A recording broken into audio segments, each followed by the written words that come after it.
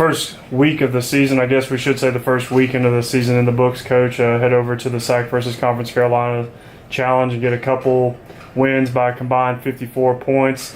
Obviously, there were some things that went well, some things you might want to clean up on, but let's talk about the Lees-McRae game first, a 100-80 win. What did you see in the team's debut? Well, I thought, we were a little disjointed, a little disconnected, but I think you got to give Lees-McRae a lot of credit. I thought they played really well. I thought they hung tough. We got up, I think, 17-19, in that first half. I think we were up 17 going to break. We were up around 19 or 20 in the first half. I think second half they came out and really dug in, made some shots. We were battling pretty significant foul trouble. We had first half, I think we had 2 or 3 starters by halftime with 3 fouls and a couple others with 2. And I know with more than 10 or 11 minutes to go in the game, all 5 starters had 4 fouls. So we were really kind of hanging on, and we went. I think got to be 75-69. Got to be a 6-point game with about 8 minutes to go, and we went back with a couple of the starters, put Trevon and Dorian Emmanuel back in, and kept them in there with Cam and Deshaun, and those guys played. I thought down the stretch played well. I thought we executed well. I thought we made some timely shots. Did a good job getting some stops as well, and we were able to kind of pull away. But again, a lot of credit to Lees-McRae. I thought they played very well. They're hard to guard. They had a great crowd. They had a good atmosphere. They were into the game, and I thought again we weren't. I didn't think we played with a whole lot of organization or togetherness or purpose most of the game. But I thought down the stretch, where we needed to, we executed pretty well, and I thought we defended better those last 8 minutes when it came down to winning time. So, they're a hard group to guard. They got multiple playmakers, multiple guys that can get by, multiple guys that can make shots, and so it takes a really connected defensive effort, which for the most part, we weren't doing. But again, I thought those last 8 minutes, timely shots and much more. Togetherness, connectivity, and purpose on the defensive end, and that was we were able to pull it out there at the end and get some cushion. But it wasn't it was a 20-point game, but it certainly wasn't a 20-point game, in terms of the way it unfolded. It was a much closer game than that. We just kind of kicked it up there down the last couple minutes. Well, now I think you put together a lot more complete performance the next day against King. Less than 24-hour turnaround. You play King and. We've really dominated the series in terms of the outcomes, but it's always been a very competitive kind of series. But that one was not competitive at all. 36 points lead at the half. You shoot 70% in the first half. You're up by as many as 47. End up getting a 94-60 win over King. Most lopsided win in the series since 1989. So what did you see in that game? Well, I thought we came out with a much better mentality. It wasn't anything different in terms of we obviously had a walk through, and that's all we did. We didn't do anything different in terms of changes. The only difference was I thought our effort and our attention to detail was significantly improved from the game before, the night before against Lees. I think our guys, and it's not a good quality.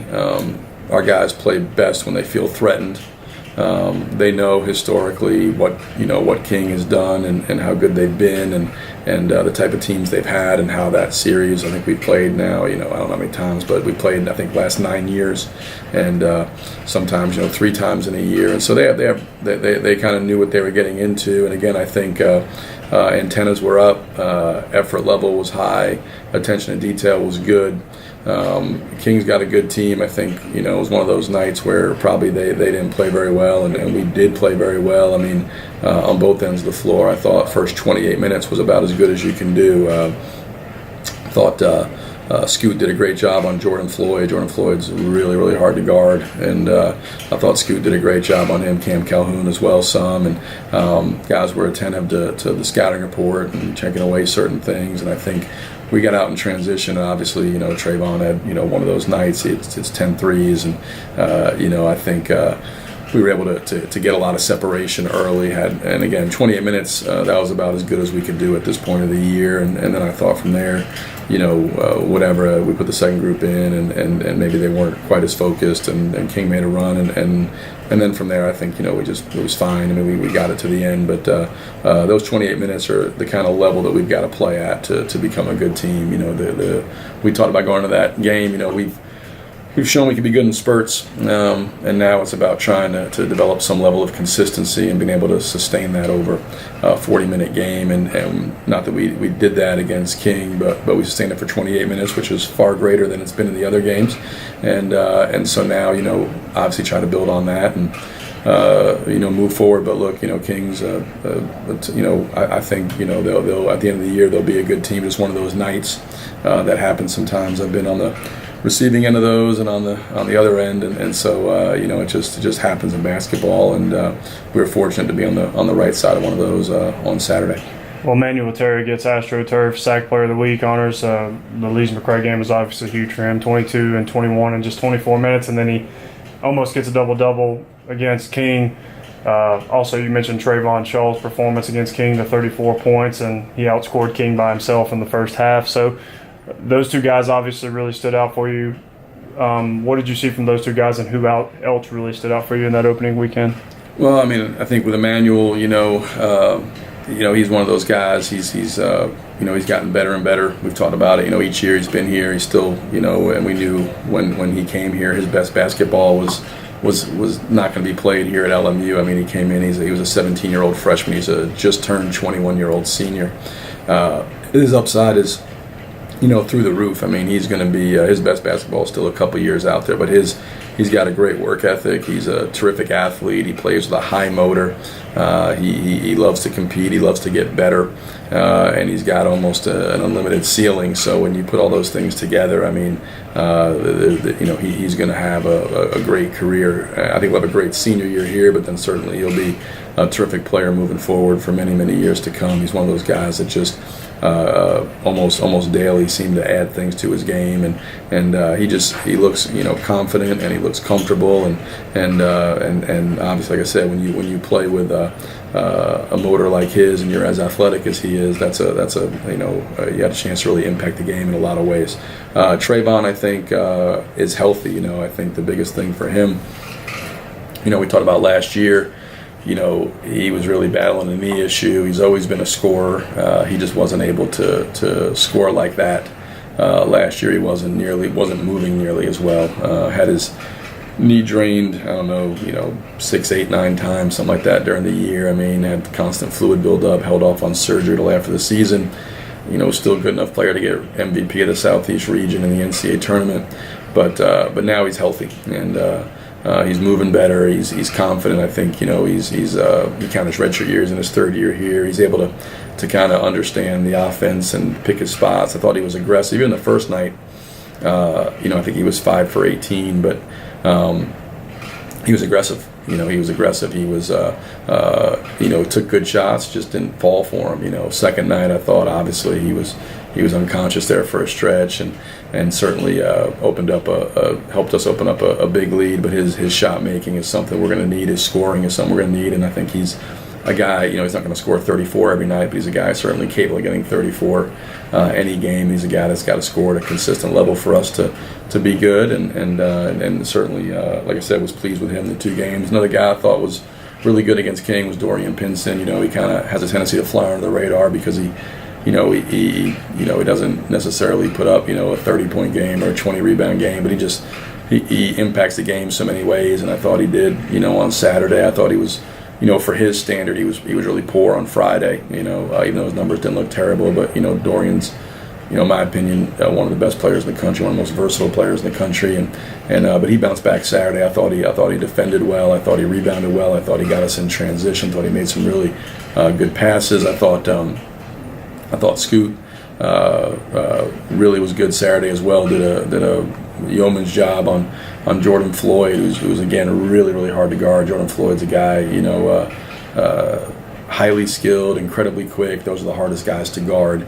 And Scoot did a great job on him, holding the floor for 15. And I thought he was efficient offensively. His assist-turn ratio for the 2 games, 9-2. We'll take that. And I thought, you'd be remiss if, certainly game 1, we don't get by Lees McCray without Cam Calhoun, Deshaun Patterson, those guys. Coming off the bench, Cam, I think his career high had been 4 points, and he goes and gets 18 against Lees McCray and played great on both ends of the floor. And Deshaun was great Friday night as well. So there was a lot of guys. When you win 2 games, you had a lot of guys contribute. We had that. We're fortunate, and so overall, happy to get out of that weekend with 2 wins, and also we all understand we got a lot of work to do here to get better, to be a better team moving forward this weekend. Well, you have a unique situation coming up here. The home opener against Shorter on Saturday, and then you go to Shorter on Tuesday, back-to-back against the Hawks. Let's talk about the Hawks and what also you can kind of expect in this series. Well, yeah, it was not scheduled to be this way, but we had Lenore Ryan, we had to move a conference game, and so long story short, it wound up being a back-to-back. It's the only way we could fit the 2 games we had scheduled Shorter in. So it's unique in that regard. I don't know if I've ever done that before, played somebody back-to-back, but got a chance to watch Shorter. I think I'm impressed watching them. I think they're very well coached. They obviously have, if you look at them, they have 2 things that you would say stand out in terms of deficiencies. They're not big and they don't have great depth. That being said, they minimize those weaknesses tremendously.